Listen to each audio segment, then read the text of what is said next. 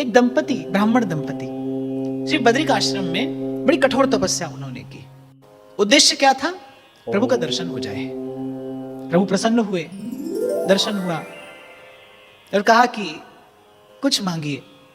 तो ब्राह्मण तो पूर्ण निष्काम थे, लेकिन प्रभु के स्वरूप का दर्शन करने पर वो जो ब्राह्मणी थी उसके मन में प्रभु के प्रति वात्सल्य भाव जगा। उसने कहा कि प्रभु, आप जैसे पुत्र को गोद में बैठाकर दुलारूं, ऐसी कृपा मुझ पर करिए। तो प्रभु ने कहा कि हमारे जैसे तो हम ही हैं, हमारे जैसा तो दूसरा कोई नहीं। पर प्रभु ने तथास्तु कहकर वर दे दिया कि किसी युग में, किसी काल में मैं ही आपकी गोद से प्रकट होकर आपको ये सुख प्रदान करूंगा। वही ब्राह्मण दंपति भगवत प्रेरणा से, भगवत इच्छा से प्रयागराज में ब्राह्मण दंपति के रूप में पुनः प्रकट हुए और उन्हीं के यहाँ श्री रामानंदाचार्य जी का प्राकट्य हुआ। तो वस्तुतः श्री रामानंदाचार्य जी कोई और नहीं, स्वयं श्री प्रभु ही हैं। और वैसे भी पूर्व में भी मैंने आपको निवेदन किया था कि इस भाव में तो कभी संशय नहीं लाना चाहिए। भगवान स्वयं अपने मुख से कह दिए हैं, आज्ञा दी है भगवान ने, आचार्यम माम विजानीयात्। जो आचार्य है वो मेरा ही स्वरूप है। जो गीता में भगवान ने कहा ना कि तदात्मानं सृजाम्यहम् परित्राणाय साधूनां विनाशाय च दुष्कृतां धर्म संस्थापनार्थाय संभवामि युगे युगे। युग युग में भगवान आते हैं। वो किस रूप में आते हैं? इसी प्रकार संत भक्त आचार्य के रूप में भगवान अवतरित होते हैं। तो प्रयागराज में श्री वेणी माधव जी की कृपा से उस ब्राह्मणी को एक बार प्रभु की प्रेरणा से कुछ प्रसाद और एक दक्षिणावर्त शंख प्राप्त हुआ। किसी ने कहा शुभ संकेत है, तुम्हें प्रभु की कृपा शीघ्र ही प्राप्त होगी। और माघ कृष्ण सप्तमी को श्री रामानंदाचार्य भगवान का प्रागट्य हुआ, प्रभु का प्रागट्य हुआ है। तो चहुं और मंगल का सृजन प्रकृति ने कर दिया। अद्भुत इनकी कांति, अद्भुत इनकी प्रतिभा। जो देखता उसे सहसा भगवत स्मरण होने लगता। तो समय पर आपके पूर्ण संस्कार हुए और कहते हैं एक बार घुटवन चलते मंदिर में पहुंचे और वो जो दक्षिणावर्त शंख इनकी माता को प्रसाद स्वरूप श्री वेणी माधव भगवान ने दिया था, नन्हा सा बालक, और उठाकर बड़ा अद्भुत शंखनाद किया। चहुं ओर से जय जयकार करते हुए सब लोग एकत्रित हो गए। माता पिता बड़े आश्चर्य में कि नन्हा सा बालक, और उठाकर ऐसा सुंदर, ऐसा दिव्य शंखनाद किया कि जैसे देवलोक से ध्वनि होती हो। किसी संत ने आकर कहा कि ये बालक कोई साधारण बालक नहीं है, ये इसी प्रकार भगवान नाम का नाद करके, इसी प्रकार भगवान नाम को निनादित करके असंख्य असंख्य मोह निद्रा में पड़े सोए जीवों को जगाने आया है, उनका कल्याण करने के लिए आया है। पर फिर भी माता पिता के लिए बालक बालक ही होता है। तो जब इनका यज्ञोपवीत संस्कार हुआ, तो यज्ञोपवीत संस्कार जब होता है ना, तो बालक को हाथ में पलाश का दंड देकर और विद्या अध्ययन के लिए भेजा जाता है। एक संस्कार किया जाता है। वो भी मुझे लगता है कि इतना भी किया जाता रहे तो बड़ा अच्छा है। पर आज का जीव, आज का मनुष्य तो संस्कार से ही विहीन हो गया है। अरे कितना बड़ा सौभाग्य आपका मेरा कि आपको मुझे भारत भूमि पर जन्म मिला है और हम लोगों ने संस्कार छोड़ दिए। तो जब इनका यज्ञोपवीत संस्कार हुआ तो जिस आचार्य ने इनका संस्कार कराया उसने कहा कि 2 पग चलिए और फिर लौट कर आ जाइए। इनके हाथ में पलाश का दंड दिया और कहा कि विद्या अध्ययन के लिए 2 पग जाइए और फिर लौट कर आ जाइए, एक संस्कार पूर्ण हो जाएगा।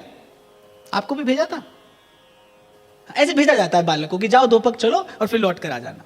पर ये जब चले तो इन्होंने माता पिता से कहा कि मैं केवल इस औपचारिकता का निर्वाह नहीं करूंगा, अब विद्या अध्ययन करने के लिए ही जाऊंगा।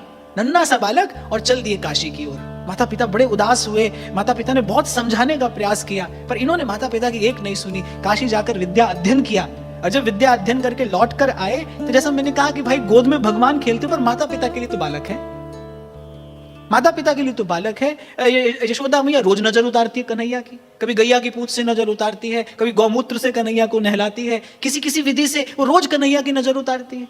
जिसकी दृष्टि पड़ने से माया काल सब निस्तेज हो जाते हैं, इसका नाम जपने से जीव भव से पार होता है। उनकी मैया गोद में बैठाकर थोड़ी भयभीत कि अरे कन्हैया को नजर लग गई, कल जाने क्या उत्पात हो जाए, वो इसी भय से प्रभु की नजर उतारने में लगी। तो शायद ये प्रभु की जो योग माया है उसकी व्यवस्था है। तो जब विद्या अध्ययन करके लौटे तो इनके माता पिता ने विचार किया भाई अब इनका विवाह कर दिया जाना चाहिए। और इन्होंने नैष्ठिक ब्रह्मचर्य व्रत का पालन करना था। इन्होंने माता पिता से कहा कि मैंने विद्या अध्ययन के काल में ही भगवती गंगा की साक्षी में यह व्रत लिया है कि मैं आजीवन ब्रह्मचारी रहूंगा। तो मुझे तो श्री रामानंदाचार्य भगवान में श्री हनुमान जी का दर्शन होता है। इन्होंने भी आजीवन ब्रह्मचारी रहने का व्रत लिया कि मैं नैष्ठिक ब्रह्मचारी रहूंगा माता पिता ने बहुत प्रयास किया पर नहीं माने, और जिस कन्या से संबंध की बात चल रही थी, जिस कन्या से संबंध की बात चल रही थी, उस कन्या को भी भगवान ने आकर स्वप्न में यही आदेश दिया कि इनके प्रति मन में ऐसी बुद्धि रखना छोड़ो, जाओ उनके चरण पकड़ो और उनसे श्री राम नाम की दीक्षा प्राप्त करो। वो कन्या इनके पास आई, इनसे गुरु मंत्र लिया, और कहते हैं जैसे ही कन्या ने गुरु मंत्र लिया और इन्होंने उसके मस्तक पर अपना वरद हस्त पधराया, ब्रह्मरंध्र का भेदन करते हुए वो कन्या, वो आत्मा परमात्मा में जाकर विलीन हुई। जब ये प्रत्यक्ष चमत्कार काशी के लोगों ने देखा तो चारों ओर से जय जयकार करते हुए इनके चरण पकड़ लिए, इनसे दीक्षा की याचना करने लगे। अब तो और स्वयं इनके माता पिता इनके चरण पकड़ने को आतुर हुए। जैसे ही माता पिता चरण पकड़ने के लिए दौड़े, अभी बड़े धर्म संकट में पड़े। किसी भी परिस्थिति में माता को अपने पुत्र को प्रणाम नहीं करना चाहिए। किसी भी परिस्थिति में पुत्र स्वयं भगवान हो तो भी माता को प्रणाम नहीं करना चाहिए। माता के प्रणाम करने से पुत्र का समस्त पुण्य क्षीण हो जाता है। माता पिता और गुरुजनों को कभी प्रणाम नहीं करना चाहिए, अपने शिष्य को, पुत्र को। ऐसा करने से उनकी भजन भावना, उनका पुण्य क्षीण होता है। तो जब इनके माता पिता दौड़े इनको प्रणाम करने के लिए तो ये अंतर्ध्यान हो गए। इन्होंने अपनी शक्ति का प्रयोग किया और अंतर्ध्यान हो गए। और जब ये अंतर्ध्यान हुए तो माता पिता बहुत आकुल व्याकुल हुए, बड़े अकुला गए। और जब बड़े अकुलाए तो प्रभु के नाम का ही आश्रय लिया। श्री राम जय जय राम, श्री राम जय जय। जब इनके माता पिता व्याकुल हुए और प्रभु के नाम का बड़े करुण स्वर में उच्चारण करने लगे तो श्री वशिष्ठावतार श्री राघवानंद जी, जो आगे जाकर इनके गुरु हुए, वो सहसा उस स्थान पर प्रकट हो गए। वो सहसा उस स्थान पर प्रकट हो गए। माता पिता के व्याकुल होने का कारण पूछा। जब इन्होंने कहा तो उन्होंने कहा कि इसी समय यहां पर यज्ञ होगा।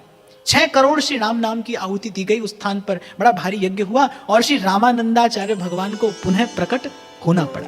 जब पुनः प्रकट हुए तब श्री राघवानंद जी महाराज से विधि पूर्वक श्री राम मंत्र की दीक्षा और पंच संस्कार प्राप्त किए और गुरु ने आज्ञा की कि अब आपको इस संसार में रहते हुए इस संसार के मंगल का, उद्धार का ये पुण्य कार्य करना है, क्योंकि आपके प्रकट होने का उद्देश्य यही है। इसीलिए प्रभु ने आपको इस धराधाम पर भेजा है। तो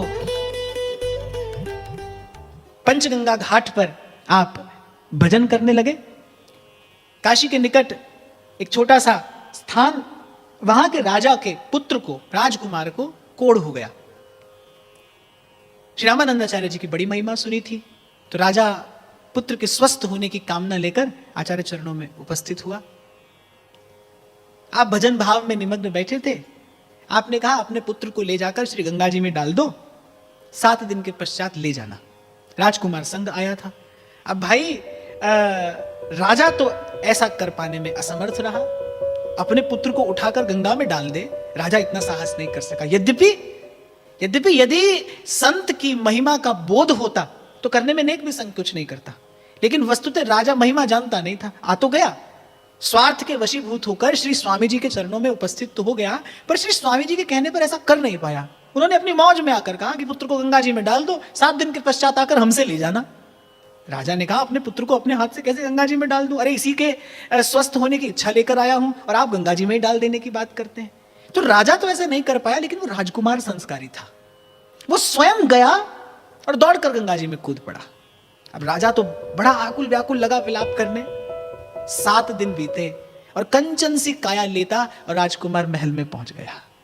अपना मान टले टल जाए पर भक्त का मान न टलते देखा। और एक और बात, एक सत्यनिष्ठ व्यक्ति हो, जो जीवन में सत्य का आदर करता हो, उसके शब्द का प्रकृति आदर करती है। एक ब्राह्मण के घर में एक ब्राह्मण कुमार ने शंख बजा दिया और जो यमन, जो मुसलमान थे निकट, ले गए पकड़कर उस ब्राह्मण बालक को प्राण दंड देने के लिए। वो बेचारे ब्राह्मण ब्राह्मणी रोते हुए विलाप करते हुए स्वामी जी के चरणों में उपस्थित हुए। स्वामी जी ने शंख बजाया और वो शंख का उद्घोष ऐसा था, शंख का उद्घोष ऐसा था कि उस समय जितनी मस्जिदें थी उन सब में शंख बजने लगे।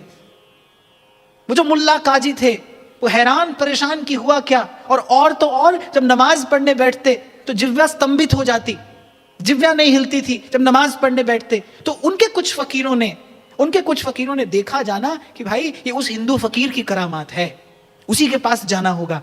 और सब मुल्ला काजी एकत्रित होकर पंचगंगा घाट पर श्री रामानंदाचार्य जी की शरण में आए। 12 शर्तें श्री स्वामी जी ने लिख कर दी कि हिंदुओं पर से यही अत्याचार करने आपको बंद करने होंगे। हमारे धर्म स्थानों को कर मुक्त करना होगा, तीर्थ यात्रा को कर मुक्त करना होगा, स्वतंत्रता से हम अपने धर्म का पालन कर सकें। अरे ऐसी स्थिति थी, एक हिंदू अपनी इच्छा से शिखा सूत्र नहीं रख सकता था, माथे पर तिलक नहीं लगा सकता था, तीर्थ का दर्शन नहीं कर सकता था, देव दर्शन के लिए धन देना पड़ता था। ऐसी ऐसी दुर्दांत परिस्थितियों से ये भारत भूमि पीड़ित हुई है, पदाक्रांत हुई है। म्लेच्छों ने कैसे कैसे अत्याचार नहीं किए। अरे जो आप पुराणों में कथाओं में पढ़ते हैं, वो रावण और कंस के अत्याचार, वो हिरण्यकश्यप के अत्याचार, वो इस युग में भी हुए। और इन संतों ने, इन आचार्यों ने अपनी भक्ति के प्रताप से, अपने भजन के प्रताप से आपकी मेरी रक्षा की। तो इस प्रकार उन यवनों के अत्याचार से इस भारत भूमि को मुक्त किया। आपके प्रताप से पुनः धर्म की स्थापना हुई और धर्म संस्थापनार्थाय संभवामि युगे युगे, यही प्रभु के अवतरण का हेतु है। दिग्विजय की, तीर्थों का उद्धार किया। जब दक्षिण में गए तो वहां वैष्णव और शैवों का झगड़ा था। जब श्री रामेश्वर में आप मंदिर में दर्शन करने जाने लगे तो उन्होंने कहा वैष्णव तिलक लगाकर नहीं जा सकते, ऊर्ध्वपुंड लगाकर नहीं जा सकते, त्रिपुंड लगाकर जाना होगा। श्री स्वामी जी ने फिर शंखनाद किया। वो जो शंख था वही आपका अस्त्र था।